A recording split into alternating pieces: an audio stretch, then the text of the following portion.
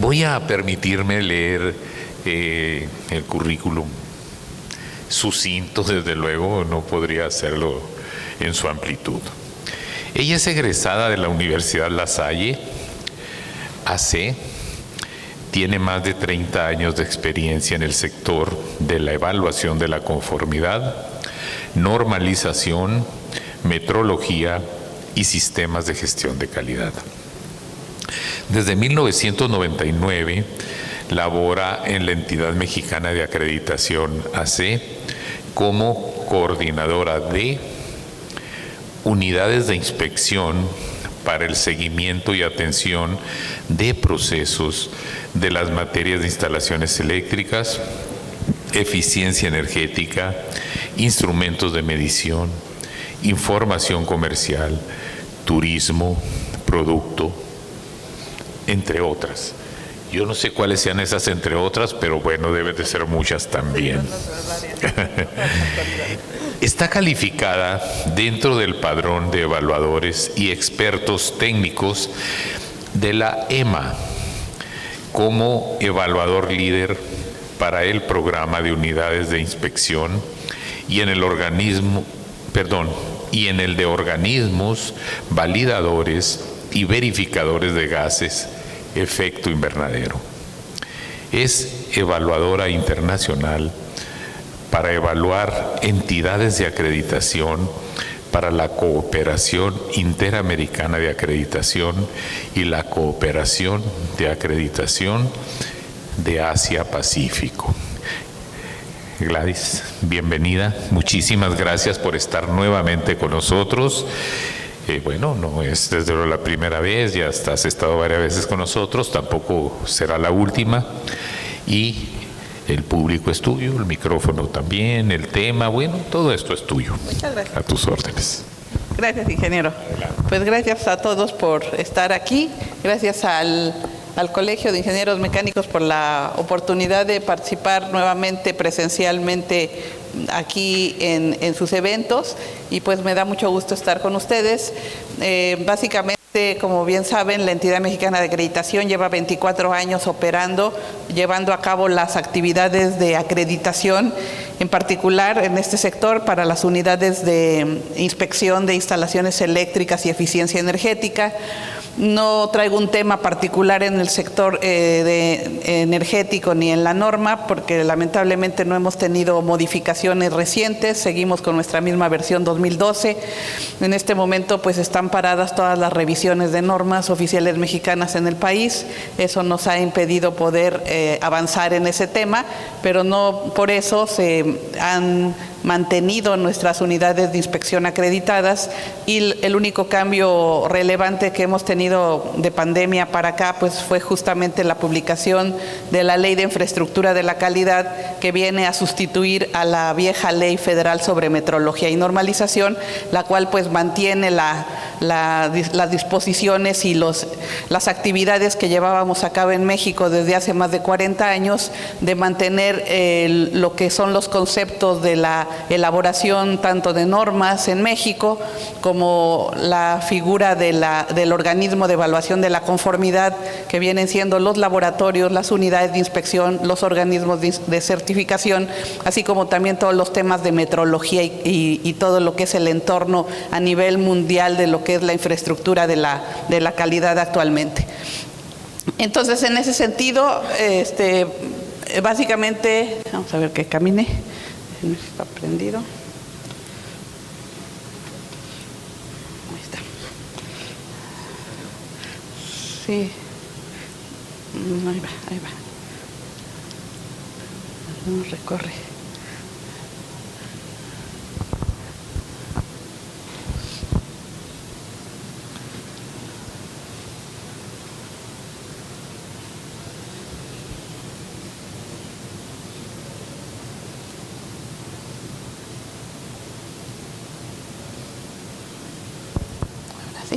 Gracias. Bueno, pues lo que les platicaré básicamente, como les mencionaba, pues la Ley de Infraestructura de la Calidad fue publicada el 1 de julio del 2020, entrando en vigor el 30 de agosto de ese mismo año. para sustituir la vieja Ley Federal sobre Metrología y Normalización.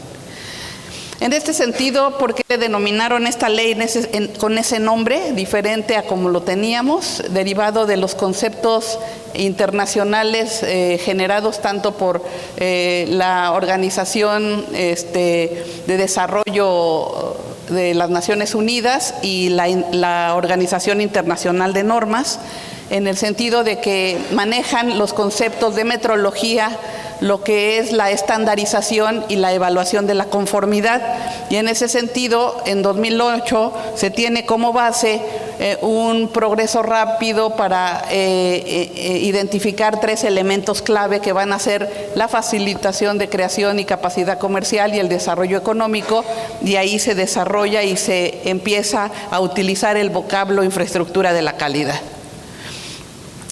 Esta ley va a estar establecida en un orden y en una estructura diferente a como teníamos la anterior ley.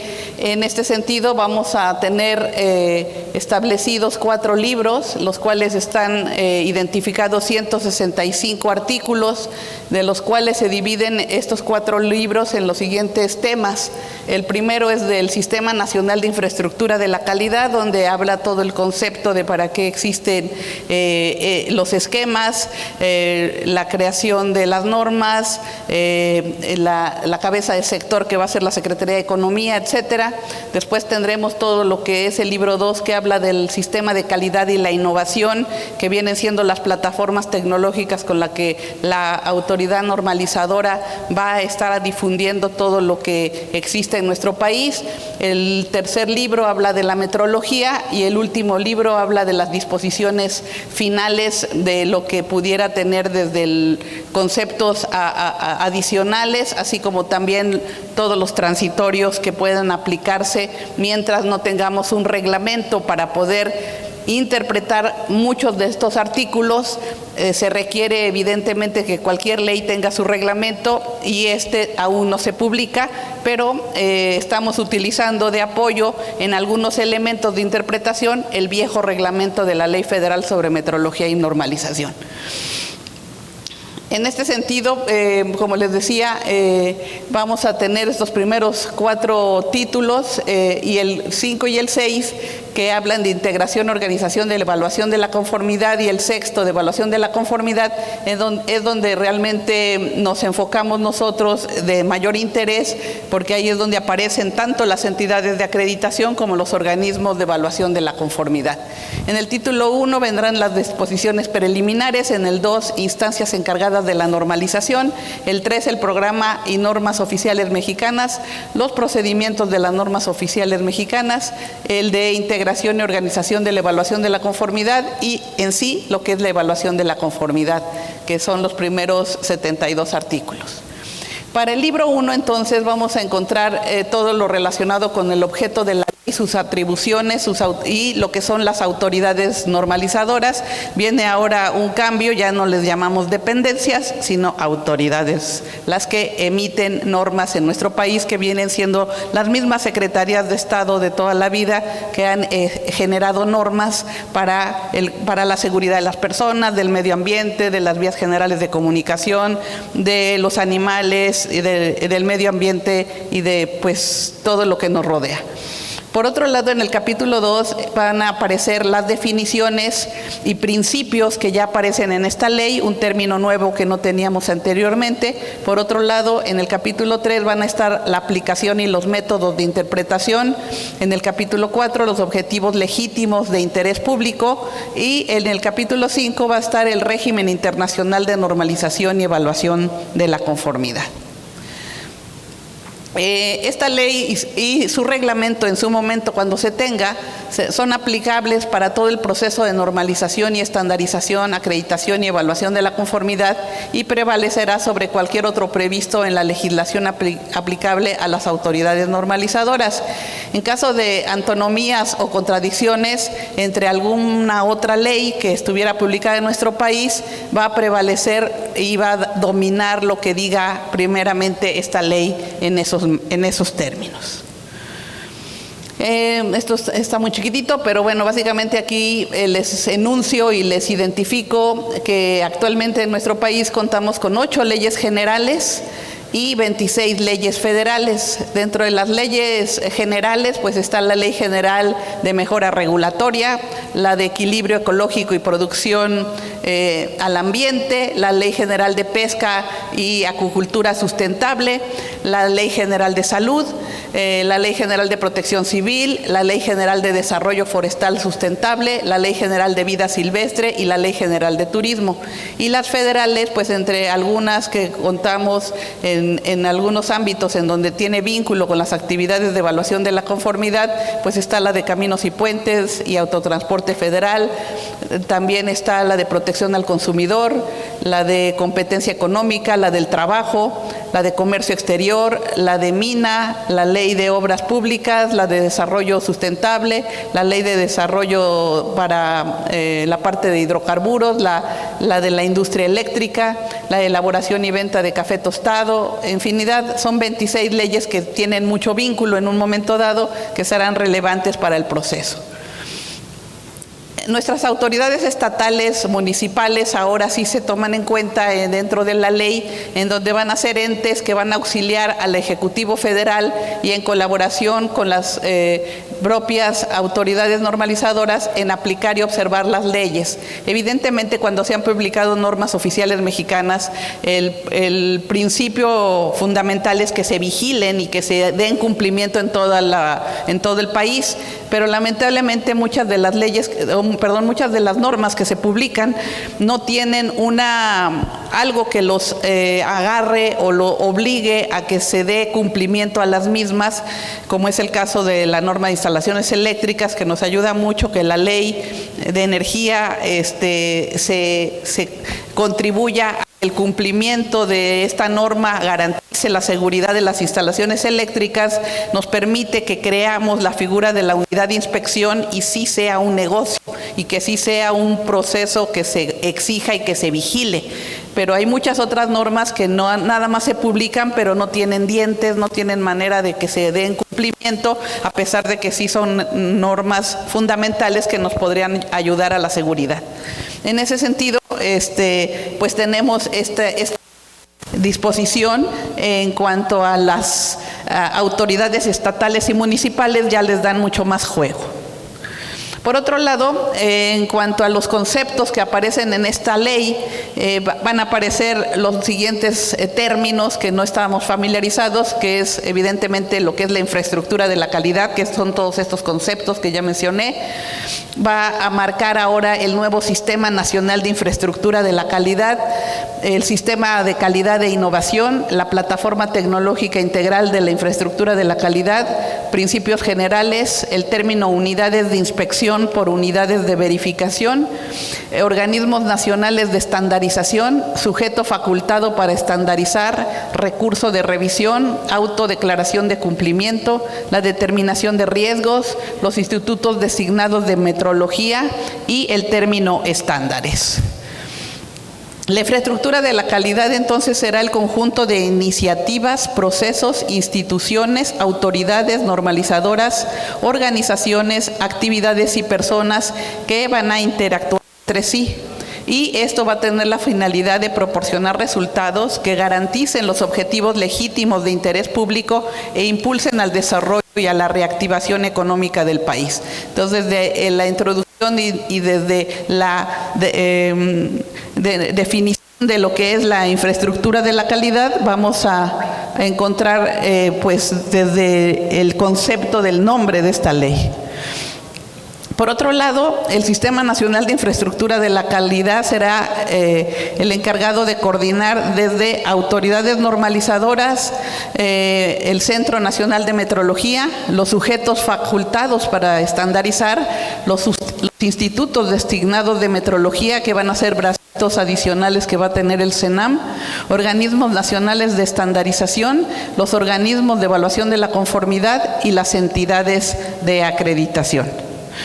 Esto establecido en el artículo 4, fracción 12 de la LIC. El Sistema de Infraestructura de la Calidad va a manejar 13 principios generales: la planeación, es el número 1. El número 2 habla de la transparencia. El número 3 de integridad. 4 de certidumbre. 5 de eficiencia. 6 de agilidad. 7 máxima publicidad. 8 mejoras prácticas internacionales. 9 calidad. 10 coherencia. 11 sostenibilidad. 12 trazabilidad de las mediciones. Y el punto 3, el principio 13, inclusión, señalados en el artículo 5. En cuanto a la enseñanza del sistema de infraestructura, del Sistema Nacional de Infraestructura de la Calidad, ya también aparecen en escena en esta ley que las autoridades del sistema educativo, de acuerdo a sus niveles educativos, incluirán en sus planes y programas de estudio los temas relativos a lo que es el Sistema Nacional de Infraestructura de la Calidad, así como todos los temas relacionados con la metrología, como son el Sistema General de Unidades de Medida. Las autoridades normalizadoras estarán obligadas a concertar con las instituciones de enseñanza, asociaciones, colegios de profesionales, cámaras y confederaciones para constituir programas y planes de estudio y capacitación con objeto de fomentar técnicos y profesionales calificados y promover las actividades a que se refiere la ley.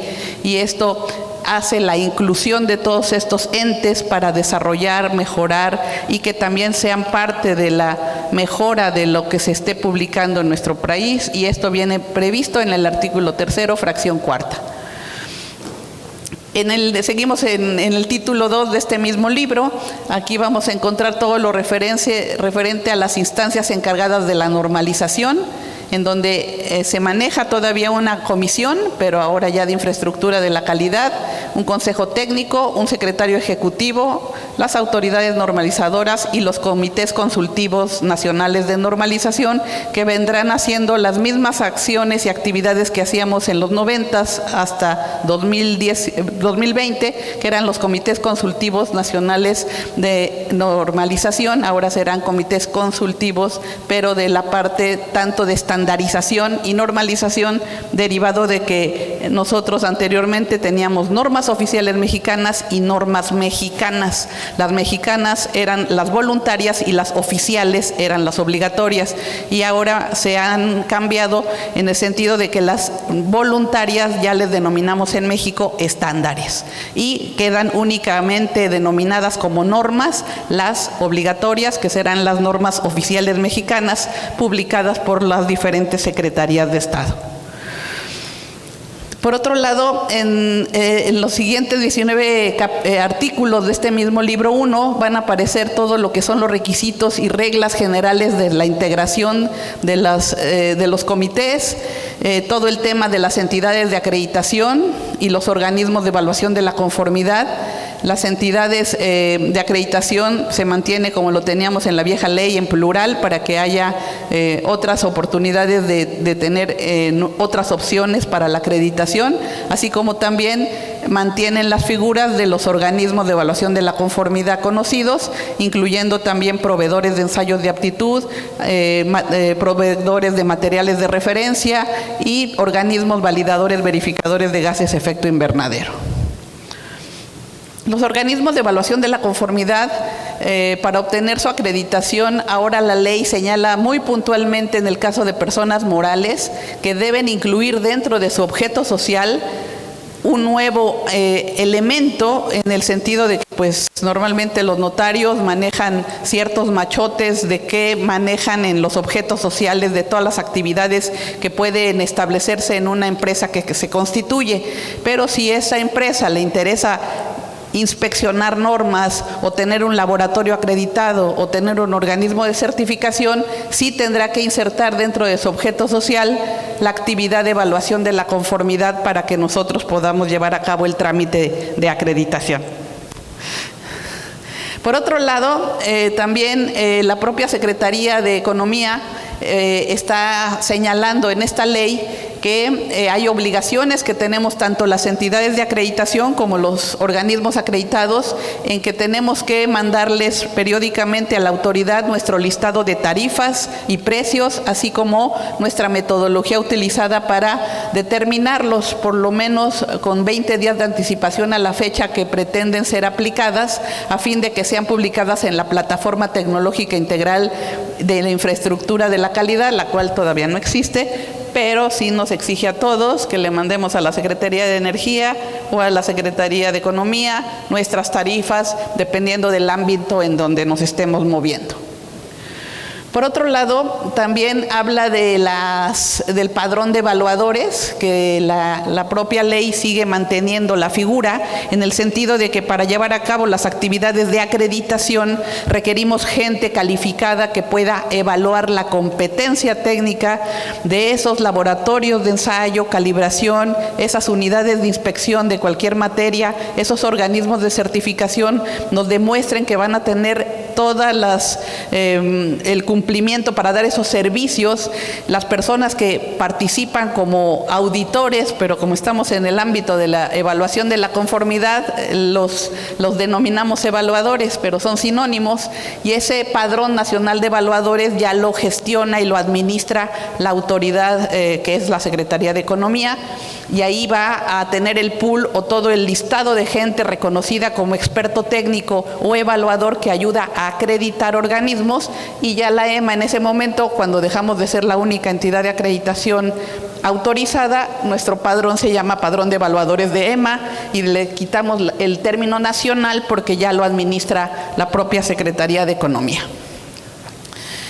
Las entidades de acreditación, como es el caso de la EMA, operaremos bajo un sistema de gestión de calidad internacionalmente reconocido, que actualmente es la ISO 17011. Tenemos que tener cobertura nacional y debemos cumplir con todas las disposiciones que marca el artículo 49 de esta ley. Por otro lado, la acreditación es un sinónimo de confianza, y nosotros, precisamente para demostrar que todas las empresas y personas físicas que se acreditan con EMA cumplen, evaluamos de manera regular, de acuerdo a la norma o al alcance con el que se obliga que se tenga un sistema de gestión de calidad, llámese 17025 para un laboratorio, 17020 para una unidad de inspección, 17065 para un organismo de certificación. Estamos exigiendo que nos demuestre que cuenta con equipo, con personal, con instalaciones, con procedimientos, con reconocimiento de su competencia técnica, que sean éticos, imparciales, que cuenten con confidencialidad y que sean confiables. Con este cumplimiento del proceso inicial, periódicamente se exige entonces una vigilancia o una revisión de mantenimiento de esas acreditaciones para que garanticen que mantienen las condiciones bajo las cuales los acreditamos. Por otro lado, también esta ley maneja lo que teníamos en el viejo reglamento, los términos y las razones por las que se puedan suspender organismos de evaluación de la conformidad, y en el artículo 58 vienen todas las fracciones y las razones por las que se pueden suspender organismos, llámense laboratorios, unidades u organismos de certificación, y en este sentido nosotros seguiremos los pasos en temas de unidades o laboratorios aprobados. En ese sentido, lo que vamos a requerir aquí básicamente es que no infrinjan alguno de estos elementos en un momento determinado. Algunas de las razones por las que se pueden suspender laboratorios, unidades de inspección u organismos, uno de ellos es la fracción primera, que es cuando no proporcionen a la entidad de acreditación o a las autoridades normalizadoras en forma oportuna y completa los informes que les sean requeridos respecto a su funcionamiento y operación. Ahí cae, por ejemplo, en el supuesto para la EMA, si una unidad fue vigilada y se le da en su primera instancia 30 días naturales para que presente sus acciones correctivas y no se presentan en tiempo, puede iniciarse un proceso de suspensión porque no entregó de forma oportuna sus acciones correctivas. Fracción segunda del 58 también nos dice que se puede suspender algún organismo cuando se impidan u obstaculicen las funciones de seguimiento, revisión o supervisión, ya sea de la entidad de acreditación o la vigilancia de alguna autoridad, y eso puede repercutir de que se pueda suspender a alguien que por alguna razón niegue que la entidad o la autoridad los pueda vigilar. La tercera fracción es cuando se pueda caer en la posibilidad de que se disminuya su capacidad para emitir dictámenes técnicos o certificados en áreas determinadas, y entonces la suspensión se concentrará en esa área respectiva. En la fracción cuarta nos señala que cuando se violen las disposiciones de esta ley o de su reglamento de manera genérica, ahí pudiera ser por algún otro tema que no esté previsto de manera directa, se quede sin personal, se cambió de domicilio, ya no lo encontramos, desapareció y ya no hay oficina, por cualquier otra razón pudiera suspenderse. Por otro lado, en la fracción 5 nos dice que puede suspenderse porque no se reporten a la entidad de acreditación o a la autoridad normalizadora cambios en la información proporcionada al momento de solicitar su acreditación o su aprobación. La sexta fracción nos habla de que puede suspenderse sin causa justificada, no se acaten los requerimientos que emita la entidad o la autoridad derivado de las verificaciones, inspecciones, supervisiones o auditorías realizadas por estas según corresponda. Fracción 7, se detecte el incumplimiento de responsabilidades asignadas derivado de una supervisión, verificación, evaluación, inspección o auditoría según corresponda. Y la octava, cuando se emitan dictámenes, certificados o informes de resultados utilizando protocolos o metodologías diferentes a las establecidas en las normas oficiales mexicanas, estándares, normas internacionales ahí referidos u otras disposiciones legales. Ahora hablamos de cancelación. También se incrementaron las fracciones, antes solamente teníamos 5 y ahora también tenemos alrededor de 8. Pueden cancelarse organismos de evaluación de la conformidad en la primera fracción cuando emitan documentos donde se hagan constar resultados de la evaluación de la conformidad con información o datos erróneos o falsos. Fracción segunda, se niegue reiterada o injustificadamente el servicio que se le solicite. Tercera, que renuncien expresamente a la acreditación concedida para operar. Cuarto, incurran en incumplimientos graves a sus obligaciones bajo esta ley y el reglamento, o puedan en el quinto reincidir en algunos casos previstos en las fracciones del 58, y si fuera repetitivo puede cancelarse si se vuelve a violar una doble suspensión. En la fracción sexta, cuando alteren documentos emitidos y declaren falsamente o que mediante inspección se detecte que lo manifestado en los certificados, dictámenes o informes no corresponden a lo observado en los establecimientos o mercancía regulada según corresponda. Fracción 7, entreguen al usuario sellos sin realizar la evaluación de la conformidad, así como certificados, dictámenes de verificación e informes de resultados firmados y o sellados en blanco. Y la fracción 8 y 9, que son las últimas, va a ser la razón para cancelarla. En la octava, proporcionen servicios de evaluación de la conformidad en materias en las que no cuenten con acreditación y aprobación en una entidad o a la autoridad normalizadora según corresponda. Y noveno, emitan dictámenes de verificación, informes de resultados o certificados sin previa verificación conforme lo establecen las NOMS, estándares, normas internacionales ahí referidas o de otras disposiciones legales. El procedimiento de cancelación se sujetará a lo previsto en el reglamento cuando se tenga, mientras estamos usando el viejo reglamento de la Ley Federal sobre Metrología, ya que para los casos de suspensiones y cancelaciones, hablando de organismos acreditados en normas oficiales mexicanas, forzosamente para ejecutar la sanción requerimos la opinión de la autoridad normalizadora para poder ejecutarla. Estos organismos de evaluación de la conformidad, como les mencionaba, ya la ley ampara los laboratorios de ensayo y pruebas, medición o calibración, unidades de inspección, organismos de certificación, y ya incluye proveedores y prestadores de servicio previstos en el reglamento. Y básicamente nosotros como EMA acreditamos laboratorios, organismos de inspección o unidades de inspección, organismos de certificación, proveedores de ensayos de aptitud, productores de materiales de referencia y los organismos de certificación de gases efecto invernadero. Pues los cambios significativos que se tienen de forma y no de fondo, que los cuales no hemos podido aplicar al 100% porque las normas oficiales mexicanas, al no haberse modificado a la fecha, las normas con las que operan nuestras unidades de inspección en particular, sigue llamándose verificación. Entonces, teóricamente la unidad es una unidad de inspección, pero la Secretaría de Energía no ha cambiado su norma. Y en la norma habla del PEC, de la unidad de inspección, de verificación. Habla que la unidad verifica la norma oficial mexicana. Entonces no está infringiendo, viene siendo ahorita un transitorio de que si los documentos técnicos y los dictámenes que genera una unidad se siguen diciendo que los realiza una unidad de verificación, son correctos porque el transitorio ampara que todo lo que se dio previamente es legalmente válido y en ese sentido no están infringiendo nada y no es retroactiva con respecto a en su momento cuando fueron otorgadas esas acreditaciones en denominarse unidades de verificación. Entonces, cuando se tengan ya los cambios correctos de todos los elementos para poder llamarnos unidad de inspección, en ese sentido, pues ya la palabra verificación la dejaremos de utilizar para los privados, porque resulta que ahora el que verifica es el gobierno y el que inspecciona es el privado.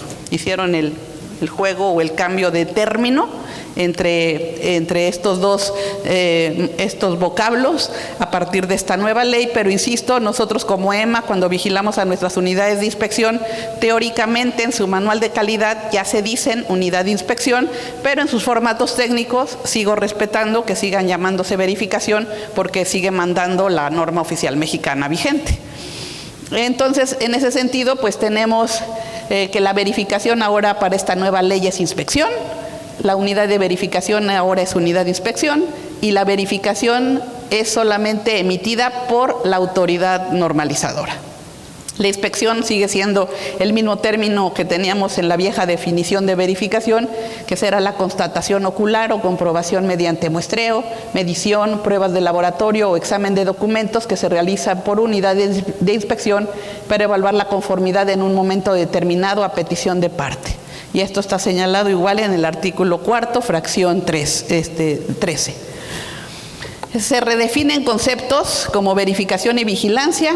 La verificación, como les mencionaba, será la actividad que realice la autoridad, que va a ser el acto por el cual las autoridades competentes revisan las actividades de las entidades de acreditación y de los organismos de evaluación de la conformidad que realizan conforme a las actividades de esta propia ley y están referidos en el artículo 27.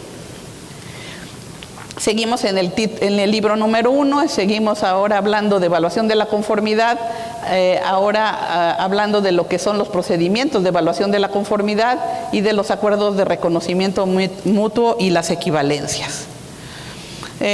Los destinatarios de una norma oficial mexicana o sujetos obligados bajo esta podrán solicitar a la autoridad normalizadora que se hubiera expedido utilizar o aplicar materiales, equipos, procesos, mecanismos, métodos de prueba, procedimientos o tecnologías alternativas a las previstas en la norma oficial mexicana. Esto nos cae como anillo al dedo desde el momento que estamos visualizando que muchas actividades técnicas, sabemos que hay una constatación visual y directamente en las instalaciones y las unidades de inspección normalmente van a vigilarlas y a revisarlas, pero en algunas ocasiones hay lugares bastante complicados de poder accesar, entonces se pueden usar en un momento dado tecnologías de apoyo como pudieran ser drones para poder identificar que pueda revisar a distancia esa instalación o ese lugar crítico, y eso no está previsto en ninguna norma, pero la ley ya prevé que si llegara a haber actividades complementarias para poder desarrollar un trabajo con tecnologías adicionales sea permitido. Entonces esa parte pues nos está ayudando a que vayamos haciendo mejoras de manera continua, siempre y cuando se reflejen y se documenten correctamente en los procedimientos,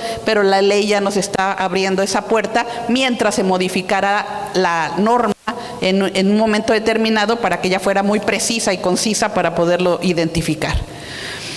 También nos menciona este artículo 63 de la LIC que la autorización se publicará en la misma plataforma tecnológica integral de infraestructura de la calidad que emite la Secretaría de Economía y va a surtir efectos en beneficio de todo aquel que lo solicite. Ojalá pronto tengamos esa plataforma para poder tener información relevante para consulta de todos los interesados.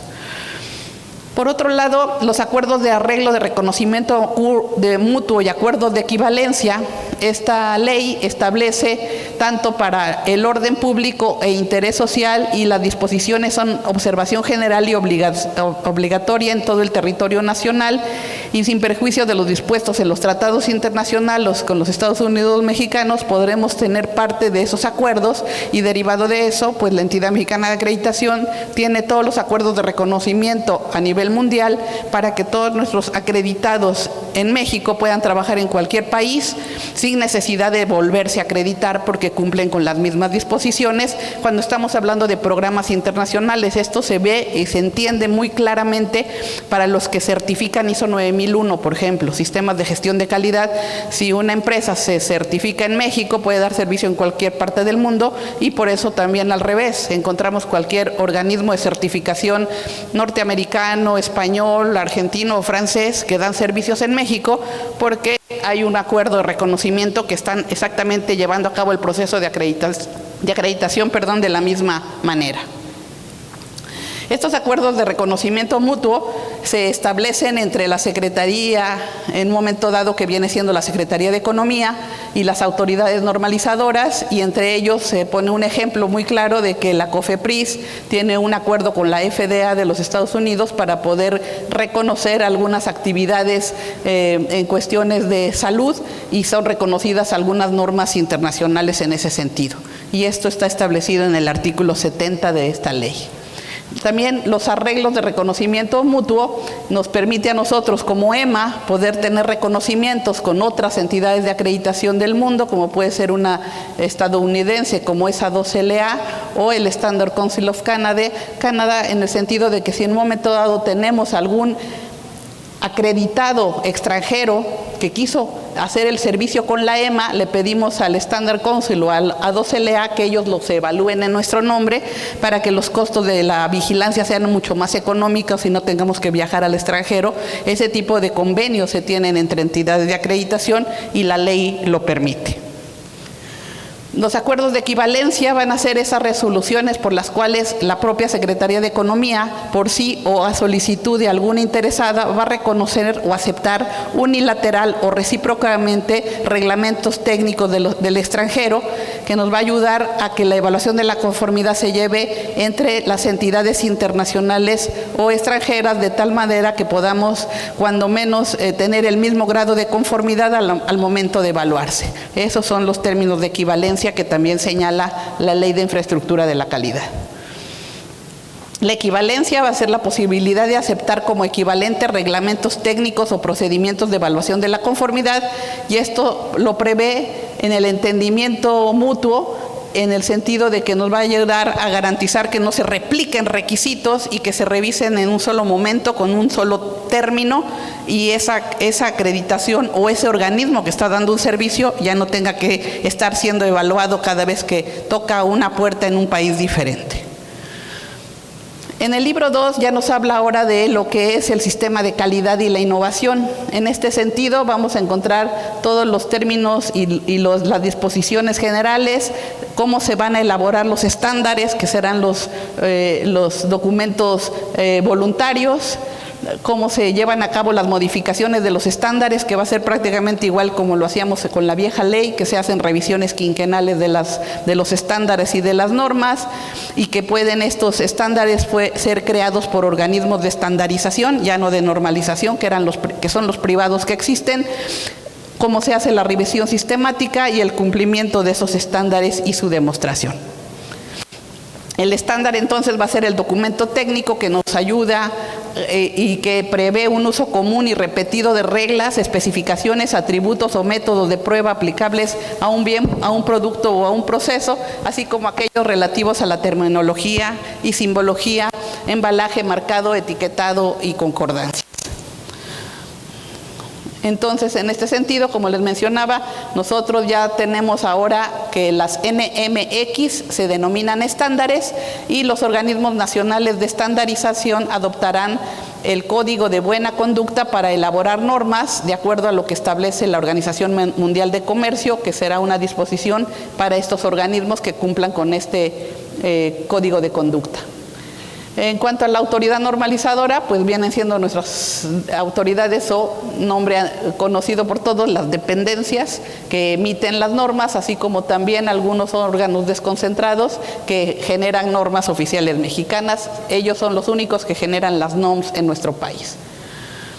Los organismos nacionales de normalización, pues entre otros están estos 9, como puede ser el IMNC, Cofocalec, NICE, ANSE, Normex, ONCE, Canacero, el ININ del área de textil y UL. Sujetos facultados para estandarizar van a ser figuras paralelas que ya permite la ley, que pueden ser las propias cámaras, que pueden ser instituciones académicas o de investigación, pueden ser colegios, asociaciones, los que puedan en un momento dado desarrollar normas directamente o estándares básicamente, de tal manera que esto ayude y estos sujetos facultados a estandarizar serán autorizados por la Secretaría de Economía y no tendrán que necesariamente desarrollar esos estándares a través de los organismos de estandarización, sino estos sujetos facultados se les permitirá publicar sus estándares cuando así lo requieran. Los códigos de las normas y de estándares no cambian, se mantienen exactamente como los tenemos a la fecha, que va a ser un tipo de norma, si es NOM o NMX, el número de la norma o más bien el sector que lo publica, el año de la elaboración y si fue publicada por la autoridad, en vez de decir IMNC podrá decir CENER o va a poder decir SECTUR o STPS y el año de publicación de la misma. Por otro lado, habla también de los sujetos facultados. Podrán ser tanto personas morales con interés, estos organismos nacionales de estandarización y las autoridades normalizadoras, que también ellos seguirán haciendo lo que hasta ahora, podrán también publicar estándares si así se requiriera. En cuanto a los sujetos facultados para estandarizar, exige la ley que sean personas morales, como les decía, pueden ser cámaras, colegios, asociaciones o otros, o instituciones académicas o de investigación, deberán presentar su solicitud ante la Secretaría de Economía, con copia a la misma Asociación Nacional de Acreditación competente a la materia, identificar la materia o rama, que su objeto social y actividades concuerden con la materia del estándar, demostrar que cuentan con capacidad técnica y jurídica, presentar la metodología, declarar la revisión con base a esto y presentar todo lo previsto en el reglamento y serán autorizadas para publicar estándares.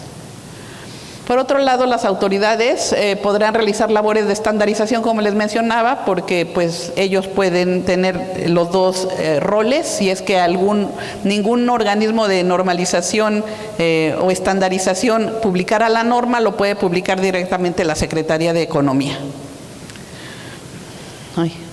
Por otro lado, tenemos en el título 3 lo que son los términos del sistema de metrología y metrología científica, la metrología legal y la metrología industrial, lo cual ya llevábamos a cabo y de hecho existe en nuestro país desde que fue creado el CENAM en 1991, pero ya la ley establece la diferencia entre lo que es la metrología científica, legal e industrial. En este sentido van a estar apareciendo a partir del artículo 95 al 115 todos estos elementos y aquí estamos hablando de lo que es el Sistema General de Unidades, la trazabilidad de las mediciones, el CENAM como tal y los institutos designados de metrología que podrán ser otros organismos adicionales al CENAM en algunos términos, en algunos ámbitos en donde el CENAM no tenga los patrones, se podrán utilizar esos institutos designados. Bueno, teníamos dos anteriormente no reconocidos con ese nombre, pero ya existían como tal en nuestra ley anterior. también habla de lo que es la metrología legal y los modelos de los instrumentos de medir. En este sentido, pues la metrología pues sigue manteniendo su objetivo, así como los institutos designados para actividades de metrología, que va a ser el CENAM y otros organismos que mantienen previstos en el artículo 95. En el siguiente libro, en el libro 4 de disposiciones finales, vamos a encontrar lo que mencionaba la ley en un principio, que ahí va a explicar por qué va a existir esa plataforma tecnológica, el término de incentivos, de la vigilancia del mercado, sanciones y recursos para todos los que estamos involucrados en ese ámbito. En cuanto a las autoridades normalizadoras, van a tener las facultades que tienen hasta ahorita o antes de esta ley, que es verificar, vigilar, normalizar y sancionar. Y pues eso sería básicamente lo más relevante de la ley. No sé si hay algún comentario adicional o pregunta. Estoy a sus órdenes. Gracias, Gladys, muy amable. Preguntas.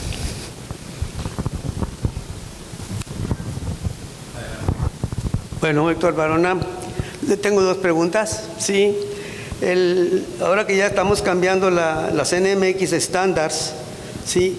¿Van a ser obligatorias o no van a ser obligatorias? Porque la NOM 01CD en el 102 indica que se debe de tener certificado todos los productos que se instalen en las instalaciones eléctricas, tienen que tener certificados, ¿sí?, incluyendo las NMX y las normas mexicanas. Esa es una pregunta, ¿sí?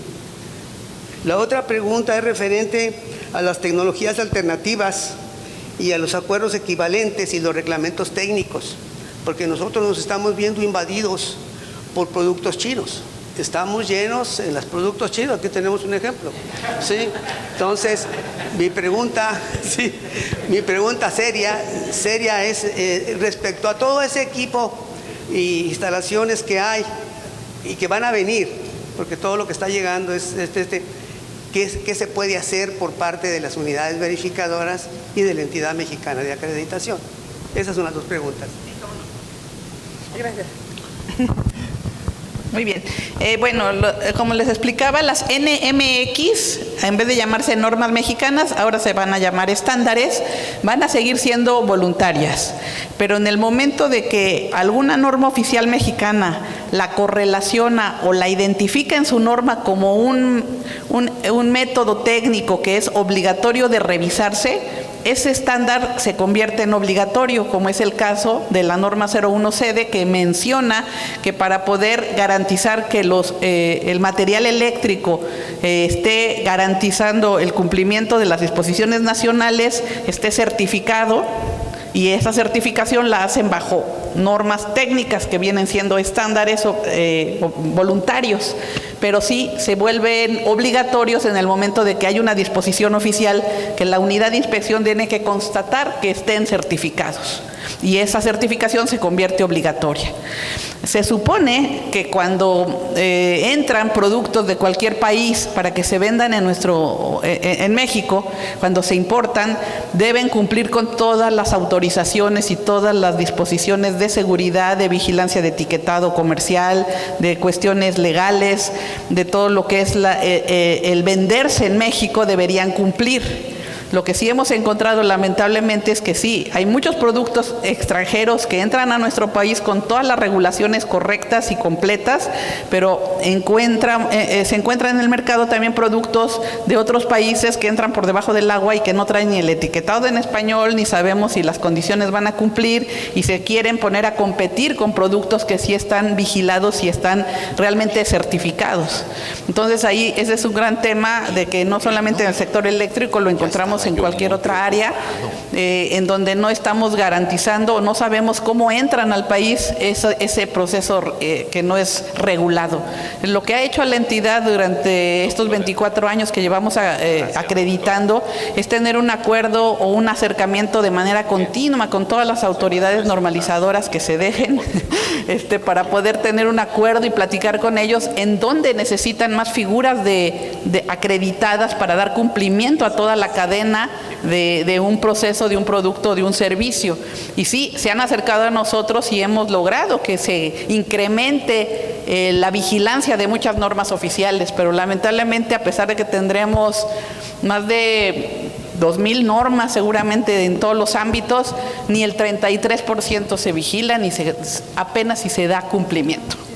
Entonces todavía estamos en pañales en ese sentido, de que nos falta que se ponga ese candado adicional, porque le damos la vuelta para no cumplir la norma, aunque nos cueste más trabajo a veces, en vez de llegar de frente y poder dar cumplimiento a algo. Entonces ahí es donde seguimos trabajando con las autoridades y esperemos que las normas tengan un mejor cumplimiento, y sobre todo, como comentaba el ponente anterior, que no necesariamente debemos inventar el agua tibia y el hilo negro. Si ya hay normas internacionales que funcionan en otros países, ¿por qué nosotros queremos inventar una mexicana si podemos adaptar normas internacionales en temas muy, muy relevantes como es la seguridad? Pero bueno, es cosa de poder convencer a nuestras autoridades de que se ahorraran ese trabajo en utilizar eso, y no significa que perdamos nosotros esa nacionalidad o ese derecho de vigilar, pero hay cuestiones que ya existen técnicamente que no habría que inventar nada, ¿no? Pero sí nos falta mucho, ingeniero. Gracias, buenas tardes. Yo tengo dos preguntas también para Lorena. Me ha tocado comprar específicamente equipos de medición, sencillitos, multímetros, amperímetros, etcétera, etcétera. Y quiero saber si hay un lugar o una página donde podamos checar el reconocimiento mutuo de esos productos que vienen de otros países en el tema de la calibración, donde podamos decir, oye, el informe que trae el equipito, el que yo bajo de la página, puede ser reconocido en México. Y la segunda pregunta es, ¿cómo quedó lo de la publicación del reglamento? Bueno, a ver, de la primera parte de la pregunta, nosotros no tenemos problemas como entidad de acreditación cuando revisamos certificados de calibración emitidos por otras entidades de acreditación. Lo único que pedimos o vigilamos o pedimos a los usuarios que vayan a utilizar, todos ustedes que están más cerca de los Estados Unidos y les sale más barato calibrar del otro lado que al centro del país, lo importante será aquí que el sistema internacional de unidades lo aplique ese laboratorio de calibración. Es decir, que si no esté calibrando en un sistema inglés, que dé una certeza de que su patrón está bajo un sistema internacional de unidades, y muchos de esos laboratorios de los Estados Unidos o de Canadá o cualquier otro país utilizan como referencia los patrones del CENAM. Entonces ellos, si les comparten y les indican claramente de dónde es su patrón o con qué escala están calibrando, si presentan esa evidencia, nosotros no les ponemos ningún obstáculo para que sigan calibrando con quien ustedes quieran. Eso sería el único detalle. No hay un listado como tal, entonces en ese sentido nos pueden consultar directamente a la EMA y preguntarnos, ¿este laboratorio lo conoces? Sí me puede calibrar, y nosotros les podremos decir si sí o si no, y hacemos la indagación o el acercamiento con ese laboratorio y ya les damos los datos fidedignos. Y por otro lado, la segunda pregunta era sobre el reglamento. Pues haciendo un poco de historia, pues la Ley Federal sobre Metrología y Normalización también tuvo cambios importantes. Se publica en el año 84, posteriormente la modifican en el 91, y el primer reglamento de la Ley Federal sobre Metrología y Normalización lo publicaron hasta 1997. Entonces échenle numeritos. Si esta se publicó en 2020, pues pareciera ser, si siguen con esos mismos usos y costumbres, o bueno, dicen que lo van a hacer diferente, pero pues no vemos que haya pasado eso, porque decían que a los 6 meses iban a publicar la ley, pero el promotor de esta ley fue el primer director general de normas de esta administración, y ya llevan 5 directores generales que ha cambiado la Secretaría de Economía. Pues yo creo que pues vamos para largo que tengamos reglamento de la Ley de Infraestructura de la Calidad. Esperemos que en los próximos 4 años tengamos alguna esperanza, pero la verdad desconocemos y ellos ni siquiera saben si no hemos escuchado nada en el Senado que estén revisando la ley. Esos temas técnicos nunca salen en las noticias, como que los dejan a un lado. Si fue un milagro que sacaron esta ley en 2020, yo creo que hubo gente muy metida en esto para modificarla, pero esperemos que pronto la saquen, pero realmente nosotros no tenemos conocimiento de que ya estén trabajando con el borrador de la ley, del reglamento, perdón. Mientras usamos de apoyo el viejo reglamento de la Ley Federal sobre Metrología, pero habrá puntos en donde no hay manera de interpretarlos porque son totalmente nuevos en esta ley. Sabemos que la EMA tiene participación en los comités de muchas secretarías. ¿Qué sabes de la apertura ya de las secretarías para trámites de ampliación de verificación? Hablemos STPS, ASEA, CENER. ¿Qué sabes tú? Lamentablemente nada. Están súper herméticos. Tenemos, antes de pandemia todo medio fluía, pero de pandemia para acá detuvieron todas las aprobaciones en el caso de unidades de instalaciones eléctricas. Primero porque en primera instancia para marzo del 2020 la Secretaría de Energía sí publica en el Diario Oficial de la Federación una disposición oficial en donde dicen cerramos la cortina, no vamos a atender a ningún usuario por pandemia. El semáforo verde oficial de que acabábamos con la pandemia fue en marzo del 2022. Pues pasó todo 22 y hasta febrero del 2023 se acordaron que habían puesto esa situación en el Diario Oficial y ya lo derogan en febrero del 2023 diciendo ya dejamos de cerrar la cortina, ya tenemos que atender a cualquier usuario. Pero a pesar de que ya no tienen pretexto, no están dando servicios de aprobación. Tampoco está dando servicios, ellos sí radicalmente, no hay ninguna unidad que yo acredité de marzo del 2020 a la fecha que cuente con aprobación, lamentablemente. En materia de aprobación de la Secretaría del Trabajo y Previsión Social, sí lo dan, pero a cuentagotas. Súper lento. El detalle con la Secretaría del Trabajo, a quienes todavía no tengan su aprobación como unidad de inspección o laboratorio, el detalle es el siguiente con ellos. Tienen una un conjunto de personas muy chiquititos que estén dando ese servicio, pero el proceso de aprobación es el siguiente. Ellos manejan en su página todos los requisitos de aprobación. Es un listado muy detallado y muy puntual de todo lo que tienen que entregar. Ellos tienen una plataforma donde no hay que ir a la Ciudad de México, sino subirlo por ahí, y si hay algo que no esté ahí, en ese momento la autoridad lo bloquea y al aspirante a aprobación le dice no está completo, y el aspirante asume que pues te mando lo que me faltó. Error. Tiene que volverse a formar y volver a subir todo. Entonces, si no lo hizo, se quedó en el limbo su trámite de aprobación y ellos no les van a avisar ni les van a decir. Ellos quieren otra vez cobrar por el trámite y que vuelva a empezar. Ese sería el de la Secretaría del Trabajo. De ASEA, igual, muy lento, pero esos como quiera dan a veces algunas esperanzas y alguna luz de que algún día voy a tener mi aprobación. Pero Secretaría de Energía, estamos muy desconcertados. Había sido el programa, o de hecho para la EMA es uno de los programas más importantes, es nuestro área más grande de las unidades de inspección. Tengo más de 650 unidades acreditadas y las más recientes 110 no tienen aprobación. Y no han renunciado a la acreditación porque sería un círculo vicioso. Porque me dicen, si te niego mi vigilancia, porque no sé qué me vas a vigilar, pues nomás teoría, le dije, nomás decir si el manual sigue vivo, si has hecho tu auditoría interna, tu revisión por la dirección, y párale de contar.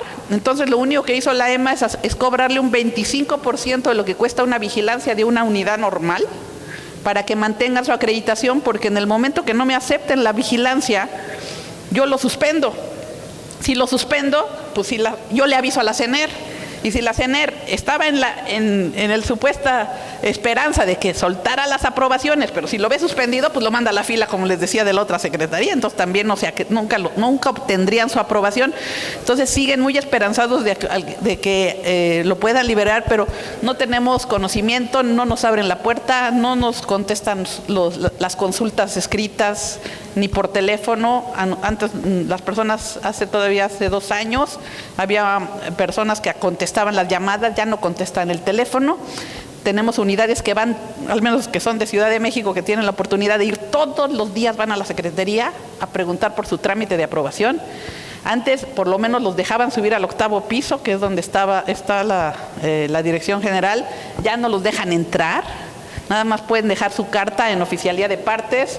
Entonces, hay una unidad que me dice que diario le mete una solicitud de aprobación.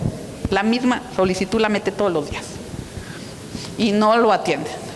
Entonces sí está muy feo. La verdad, desgraciadamente no sabemos qué pase, pero así están las cosas en nuestro país actualmente, y precisamente por eso pues nuestras unidades ya acreditadas, si quieren ampliar personal o quieren hacer algún trámite adicional, pues no lo pueden hacer, porque saben que no van a poder hacer el trámite con la autoridad. Entonces, pero sí, desconocemos qué esté pasando. Lamentablemente pues así están las cosas, pero ojalá que la esperanza es que salió la ley. O sea, si no, ni siquiera hubieran cambiado la ley, ni siquiera nos hubieran borrado de un plumazo a todos, a ustedes y a mí. Pero ahí está la ley nueva, entonces debemos suponer que sí debe de retomarse esto en un corto plazo, ¿no? Pero bueno, no sabemos cuándo. Una pregunta más para la tuya, por supuesto. Gracias. Y sería la última para poder continuar con nuestro programa. Gracias. Gracias. Primero, felicitarlas. Nota un pleno dominio del tema. Qué bueno por el colegio en este tipo de eventos traer a personal de tan alta relevancia como ustedes. Tengo dos preguntas. Una es, ¿qué pasa en los aspectos cuando las normas no se revisan en los periodos establecidos? Mencionaba usted ahorita quinquenalmente. Con las implicaciones, por ejemplo, no sé, las normas de gas también son muy viejas, una norma de gas natural, una norma de gas LP, entre ellas hay inconsistencias, o una sí dice una cosa, otra dice no, pero hay muchas actualizaciones de productos nuevos en el mercado. Nosotros, por la cercanía que tenemos de la frontera, hay productos que están disponibles aquí en Estados Unidos, eventualmente una certificación UL, que las normas mexicanas ni siquiera integran ese tipo de productos. Las dos preguntas, entonces, ¿qué pasa con la no actualización de normas? Que nos quedamos lejos de estos elementos. Y el tema de si ante esta circunstancia de frontera, de disposición de artículos que tienen certificaciones americanas como UL, se puedan o no utilizar en aspectos de aquí en México. Gracias. Gracias. Sí, efectivamente tenemos un rezago en muchas de las normas oficiales mexicanas, lo que justifica cada autoridad normalizadora cada vez que va a haber una revisión de normas. Si no la ha cambiado y la norma tiene más de 5 años, ellos justifican que no necesita cambios, que sigue siendo vigente para ellos y que no va a provocar ningún riesgo, y por eso sigue vigente, porque ellos no la han justificado así. ¿Con qué razones? Desconocemos, pero ellos la libran, ¿no? Entonces por eso vamos a tener, yo tengo una norma en el sector de instrumentos de medición, la de básculas, que verifican en todos los pollerías, carnicerías, etcétera, tortillerías, tienen que tener su logo, su holograma de Profeco. Bueno, eso los hace la unidad de inspección con una norma de 1994. O sea, ya vamos a cumplir 30 años el próximo año. Y la norma no ha cambiado. Y así tenemos muchas. Entonces, ¿por qué? Porque la misma autoridad, la misma dependencia dice no necesito cambiarla. Sí está en proyecto de norma, pero se detuvieron todos los proyectos estos últimos 4 años y ya no han caminado. Lo que nos ha sorprendido mucho es que empezamos nosotros a acreditar, como les mencionaba, la ley habla de lo que son normas obligatorias, estándares, normas internacionales y métodos internos. Entonces empezamos a desarrollar ya unidades de inspección que están utilizando métodos no normalizados o métodos de otros países o otras normas internacionales, en donde nos tocan la puerta y me dicen, ¿sabes qué? Me quiero acreditar en estos alcances totalmente independientes de la Secretaría de Energía o de la CEA o de la CRE o de Economía, porque algunas de gas LP las administra Economía. En ese sentido, la unidad empieza a dar servicio a la industria o a los usuarios o a su sector en un tema técnico, digamos, ya actualizándose, utilizando las disposiciones reales. Entonces, ese dictamen técnico que genera una unidad acreditada con competencia técnica, acreditada nada más, no va a necesitar aprobación, ya podría dar servicios aplicando esas metodologías, esas normas de UL o de quien sea, y serían totalmente reconocidas por EMA, que sí tiene competencia para hacer ese trabajo. Probablemente si esa revisión tuviera que ver con el gobierno, lo va a desconocer, pero si es para una empresa innovadora que quiera dar servicios en México porque es extranjera o porque ya sus condiciones también se da cuenta que le rebasan las normas y quiere cumplir y tener menos problemas, como platicaba el compañero de NFPA hace rato, se pueden acreditar en normas estadounidenses y poder dar el servicio en ese alcance si lo quisieran. Entonces, sería la salida, el plan B, tener la acreditación de unidad de normas oficiales mexicanas vigentes y unidad en otros programas paralelos, y se podrían dar servicios y tener ese nuevo nicho de mercado, empezar a concientizar a los usuarios de que no es oficial, pero yo te puedo decir que tu empresa o tus productos no tengan riesgo. Y eso sería maravilloso. Sería una nueva actividad técnica que se podría desarrollar. Bien, pues muchas gracias, Lorena, muy gentil por estar aquí con nosotros. Quiero pedirle al público un aplauso, por favor, para la maestra Lorena Ramírez. Y de parte del colegio, quiero hacerte una entrega de un reconocimiento.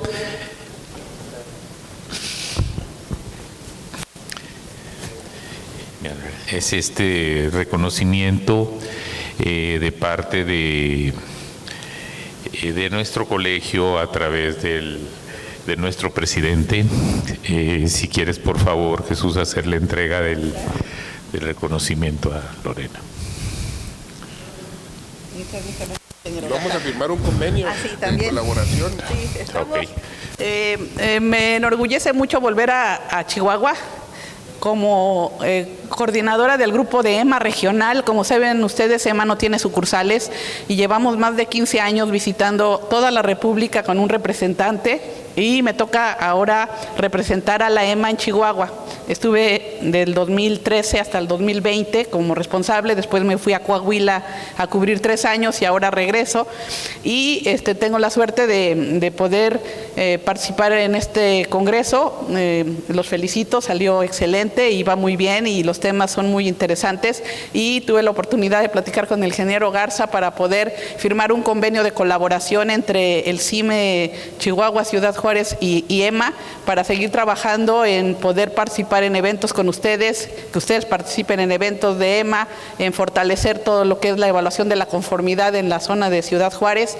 Y para nosotros va a ser muy importante firmar este convenio para difundir todas nuestras actividades para los próximos años, por lo menos en 2024 y 2025 vendrán varias acciones que queremos emprender, y pues queremos oficializar esta firma en esta tarde, y pues muchísimas gracias.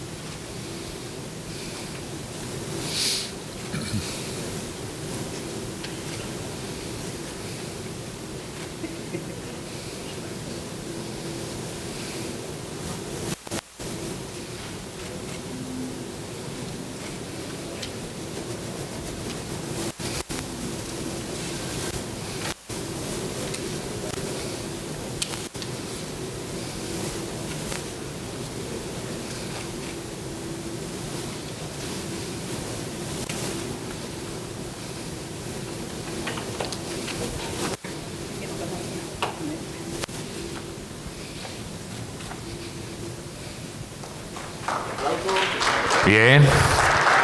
Muchas felicidades a nuestros socios del colegio. Gracias a la entidad mexicana de acreditación. Muy amables. Bien.